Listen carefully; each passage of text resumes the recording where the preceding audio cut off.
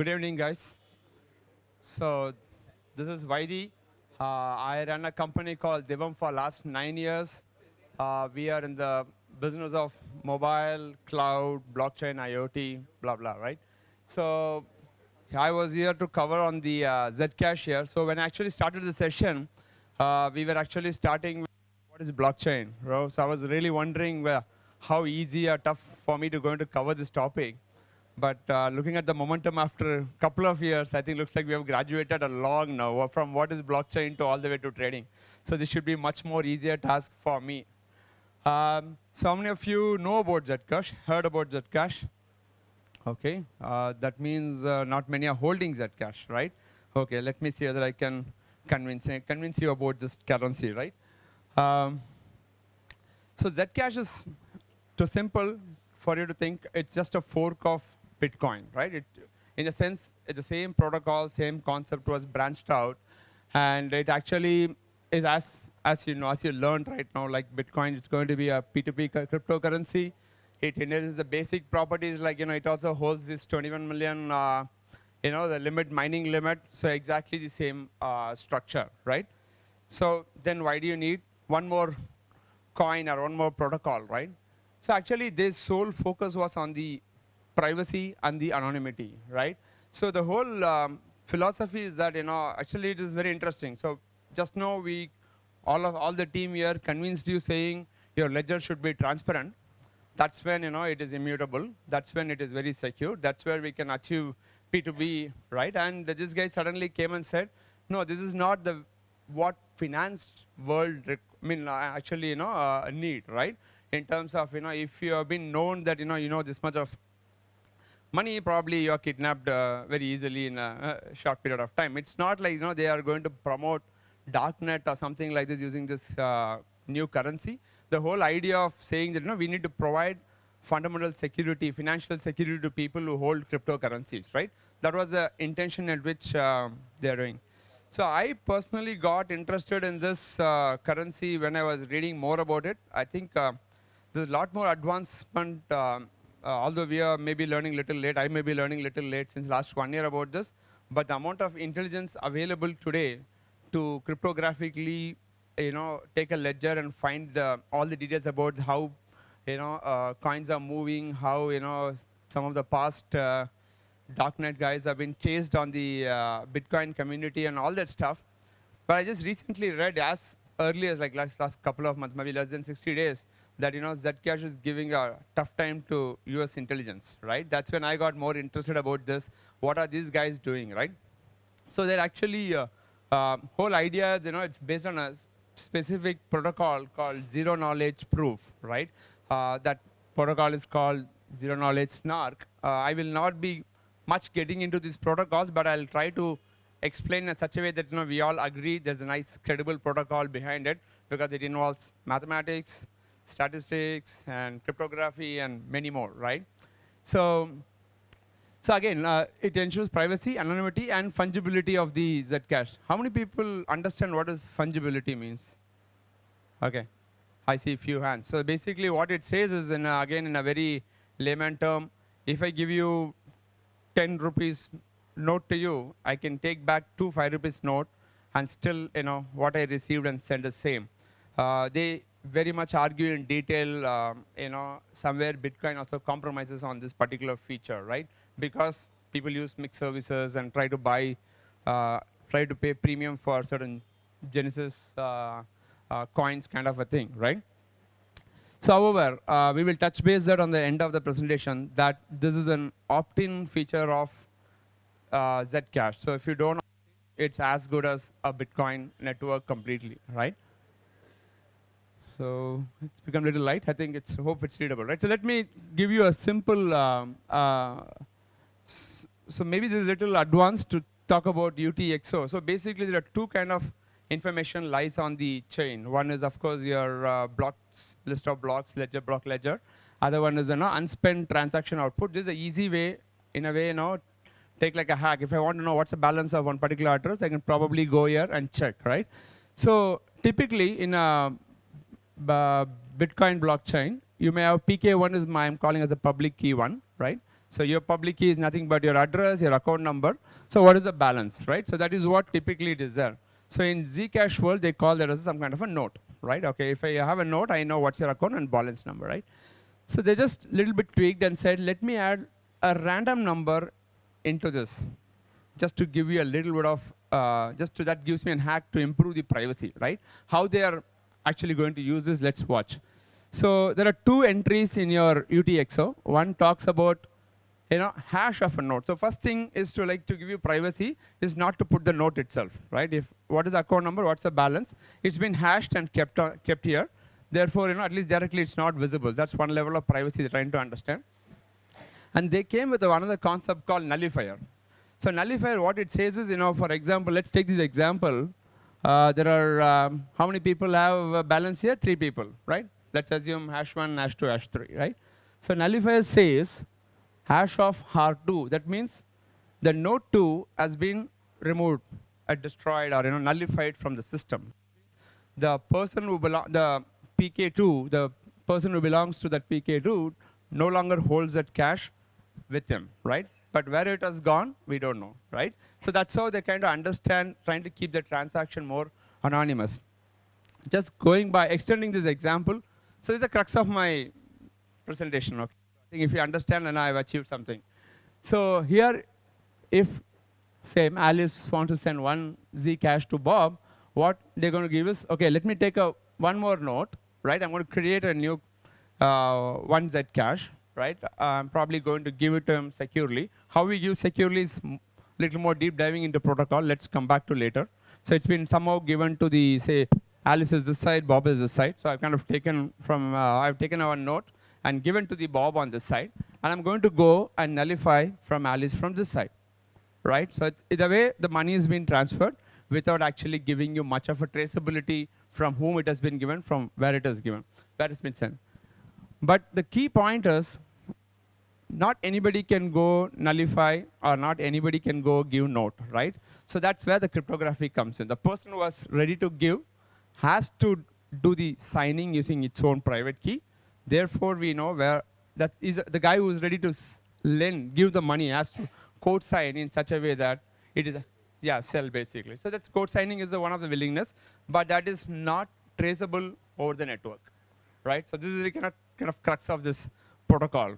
So who sold, who bought, nobody knows. Other than the people did. Yeah, other than the people did. So if you want to trace it, the whole people have to reveal themselves, and they have to prove that my private key was indeed used for this transfer kind of a thing, right? To whom? Yeah. So which note, So you have to go to the note and then see the public key, then you have to give it to this. So it's a more of multi-level thing, right? So they have also interestingly, yes. So you need to know whom you're sending to. So you will know, the buyer and seller will know, yeah. So yeah, KYC is a layer built on top of it. So let's we are talking about a protocol layer, right? I mean, how do you create your account number? You come up with your own private key and say, generate an account number, because there's no third party issuing account number to you. So you say randomly come with some words and then say, this is my private key. And if you lose it, you can never unlock it. Only if you are going through exchange road. So assume you tap into the network, you jump into the network, then you can create your own public key, you can create your own private key, and you can create your own account. That's what it's empowering you, right? All P2P is all about anonymous. Yeah. Yeah. Bank. I'll park this question because that's a little complicated to talk about the exchange. Yeah, right. So Zcash beautifully tries to interoperate. So sender can choose to be anonymous. A receiver can still be opt to be transparent. What they call the shielded transactions.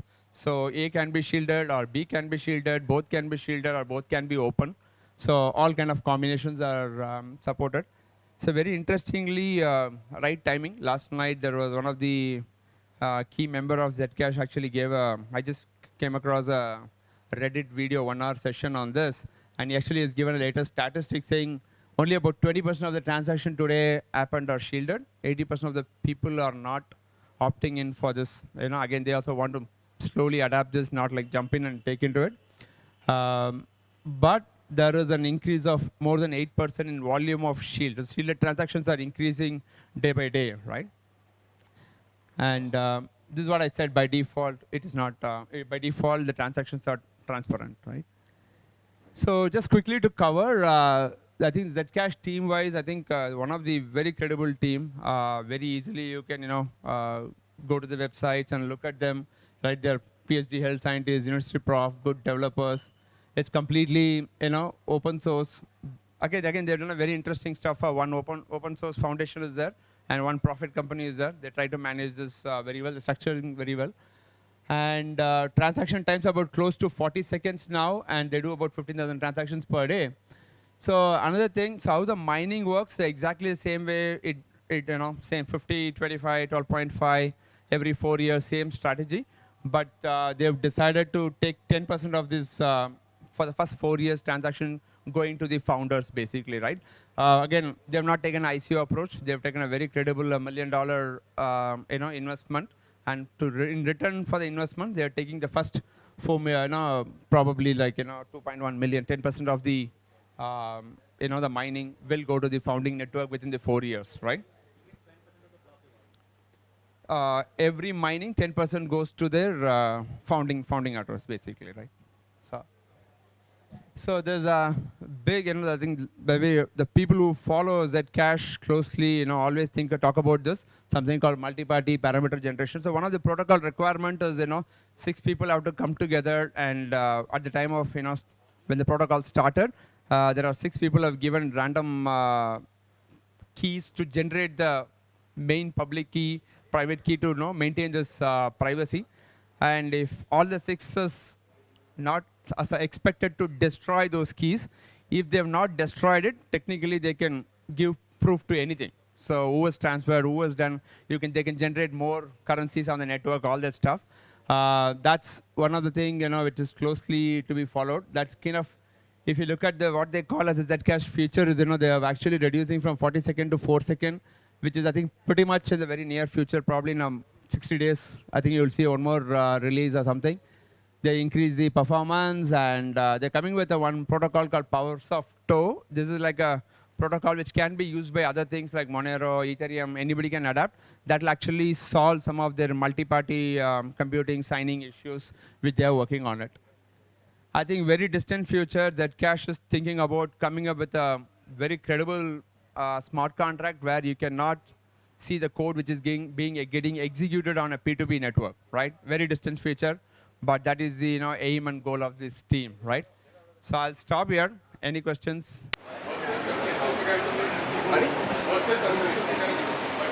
So exactly same like Bitcoin. So it's a fork of Bitcoin. So they've been focusing only on this privacy stuff, right?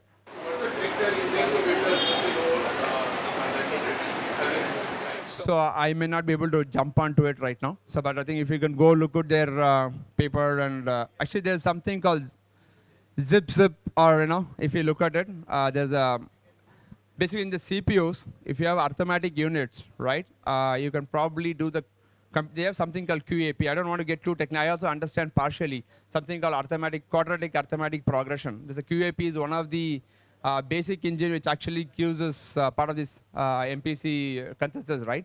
They've optimized that using something called zip, which is like more like elliptical stuff, right? That's what I was able to gather, but I think we can talk more offline. Yeah.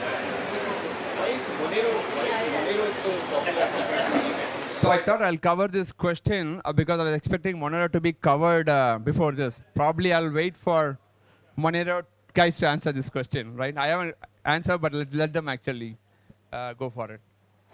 Other than anonymity, what is the difference between Bitcoin and this? That's a main focus of Zcash. Yeah, they're looking at a lot more on the performance, as we saw. It's anonymity, performance is what they focus on. So right now it's the same thing.